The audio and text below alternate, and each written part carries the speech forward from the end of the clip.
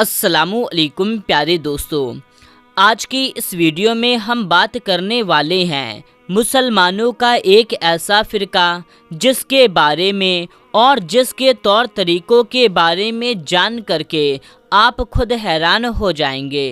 दोस्तों, आज हम बात करने वाले हैं इस्माइली मुसलमानों के बारे में। इस्माइली मुसलमान समुदाय के लोग 25 से अधिक अलग अलग देशों में रहते हैं। ये समुदाय Afghanistan, Pakistan, India, Africa, Middle East, Europe, उत्तर अमेरिका और ऑस्ट्रेलिया में रहते हैं।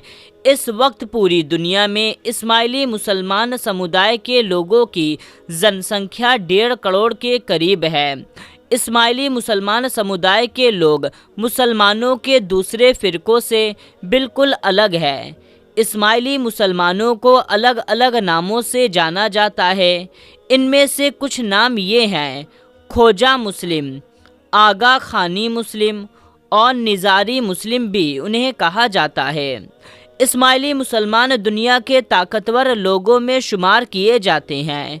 प्यारे दोस्तों, अब यहाँ पर सवाल ये पैदा होता है कि आखिर ये फ़िरका वजूद में कैसे आया और किस तरह से ये दूसरे मुसलमानों से बिल्कुल अलग है और उनके पास ऐसा क्या है आज दुनिया के ताकतवर लोगों में शुमार किया जाता है।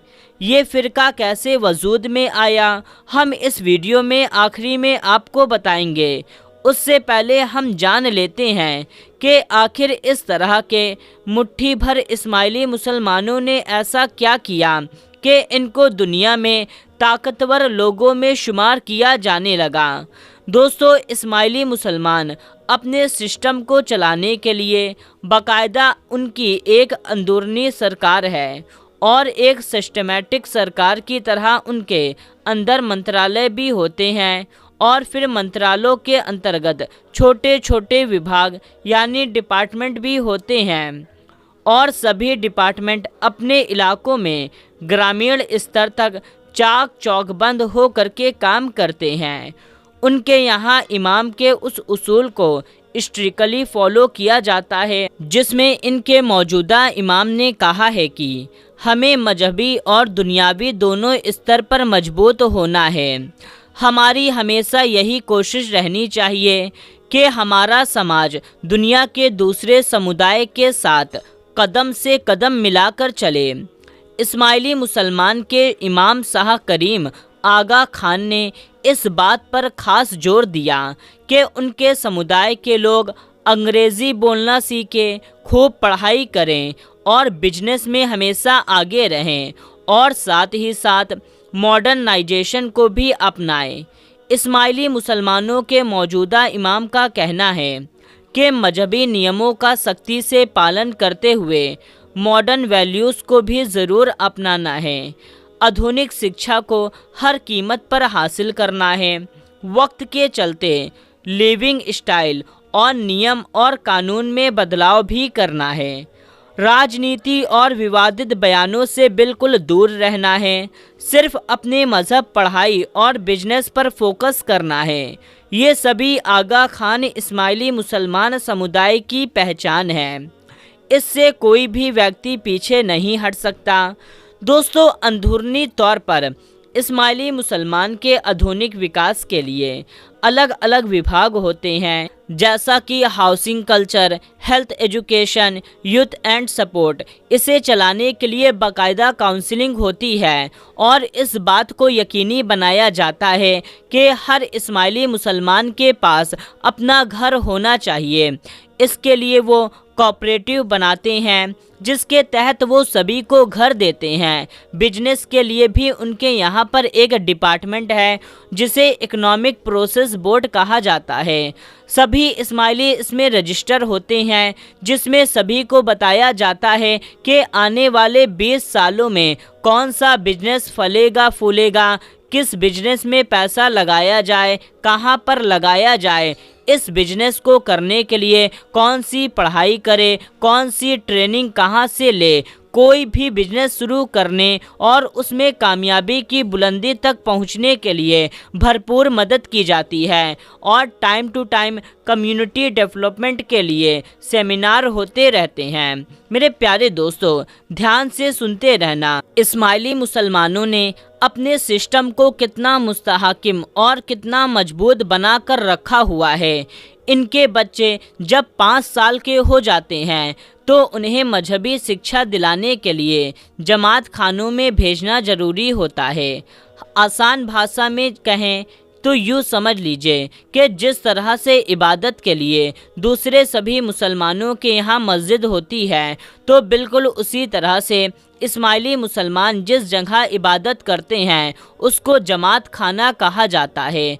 तो ये अपने बच्चों को उन्हीं जमात खानों में भेजते हैं ताकि वो इस्माइली मुसलमानों के सभी तौर तरीके सीख लें। इसके लिए नर्सरी, केजी, पहली क्लास, दूसरी क्लास, तीसरी क्लास और इस तरह से 7वीं क्लास तक इनके यहाँ पर पढ़ाई की जाती है।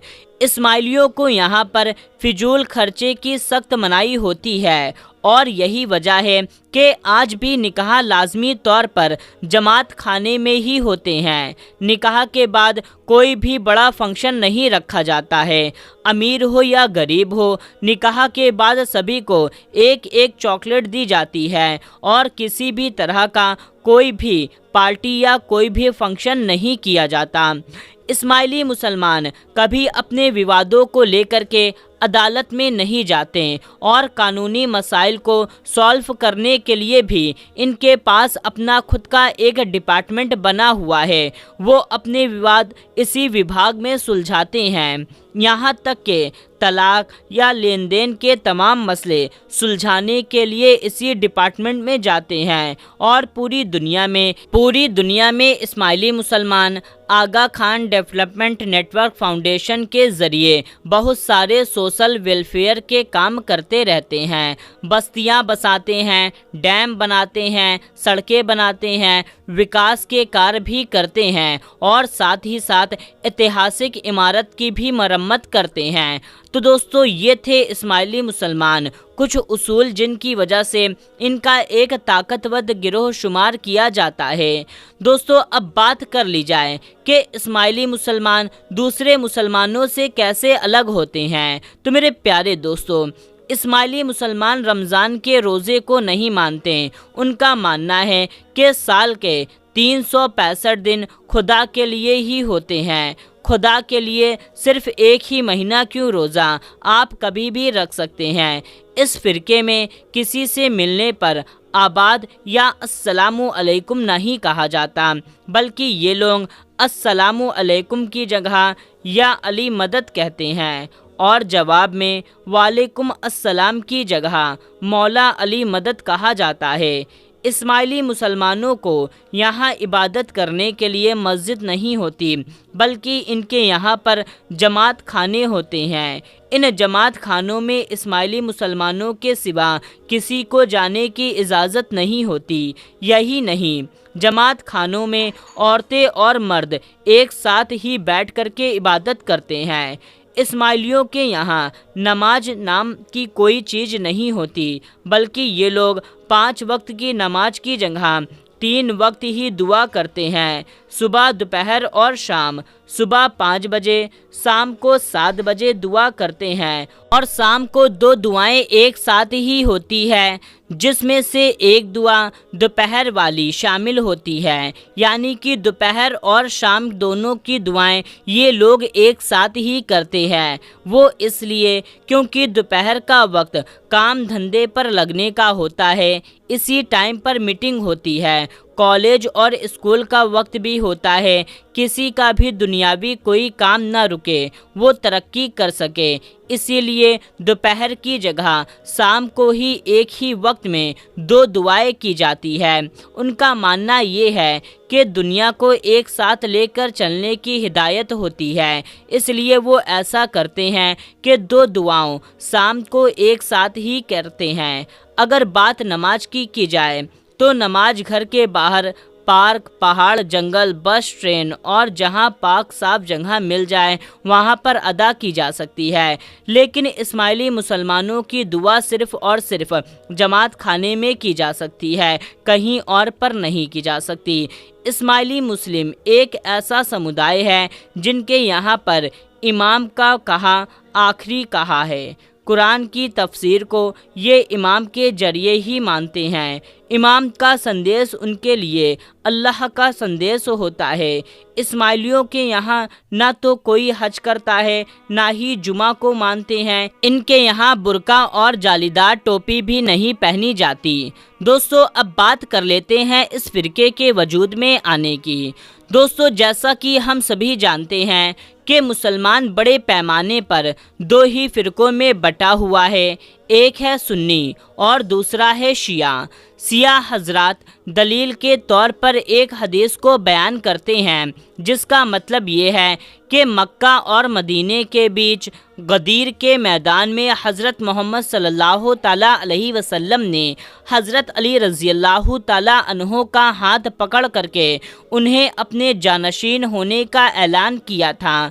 आपने कहा था, मैं तुम्हें कुरान और अपना वारिस दे रहा हूँ। इसके बाद से ही मुसलमानों में दो फ़िरके बन गए, एक सुन्नी एक शिया। सुन्नियों के मुताबिक हज़रत मोहम्मद सल्लल्लाहु ताला अलैहि वसल्लम के बाद 4 खलीफा हुए, लेकिन शिया समुदाय के लोग खलीफा को नहीं मानते बल्कि वो इमाम को मानते हैं और वो पहला इमाम हज़रत अली को मानते हैं। शियाओं के मुताबिक हज़रत अली को लेकर के 12 इमाम हैं। फिर शियाओं में भी बड़े 2 फ़िरके हैं, एक है इस्ना असरी और दूसरा है इस्माइली मुस्लिम, जिनको आगा खानी या खोजा मुस्लिम भी कहा जाता है। 5 इमाम तक ये तो दोनों शिया फ़िरके एक ही थे। फिर छठे इमाम हज़रत इमाम जाफ़र सादिक रज़ियल्लाहु ताला अन्हो के बाद इन दोनों गुटों में विवाद होना शुरू हो गया। ये विवाद हज़रत इमाम सादिक के बड़े बेटे इस्माइल बिन जाफ़र और दूसरे बेटे मूसा काजिम के इमामत को लेकर हुआ था। जिन लोगों ने हज़रत इमाम जाफ़र सादिक के बड़े बेटे हज़रत इस्माइल बिन जाफ़र को अपना इमाम माना वो इस्माइली मुस्लिम कहलाए, और जिन्होंने छोटे बेटे मूसा काजिम को अपना इमाम माना वो इस्ना असरी कहलाए। इस्ना असरी फ़िरका ही 12 इमाम को मानता है और आप सल्लल्लाहु ताला अलैहि वसल्लम की इस दुनिया से पर्दा फरमाने के बाद सुन्नियों ने हज़रत अबू बकर सिद्दीक़ रज़ियल्लाहु ताला अन्हो को अपना खलीफा माना। उसके बाद खलीफा उमर, फिर खलीफा उस्मान और आखिरी में शेर खुदा हज़रत अली को खलीफा माना। सुन्नियों के मुताबिक ये चारों के चारों खलीफा कहलाएं।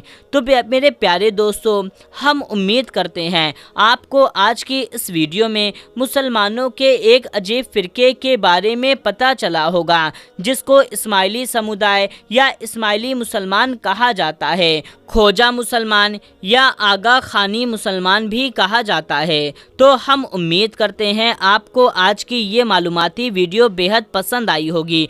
तो आप इस वीडियो को और भी लोगों तक शेयर करें ताकि उनको भी कुछ सीखने को मिले। तो दोस्तों, मिलते हैं, तब तक के लिए अस्सलामु अलैकुम, अल्लाह हाफ़िज़।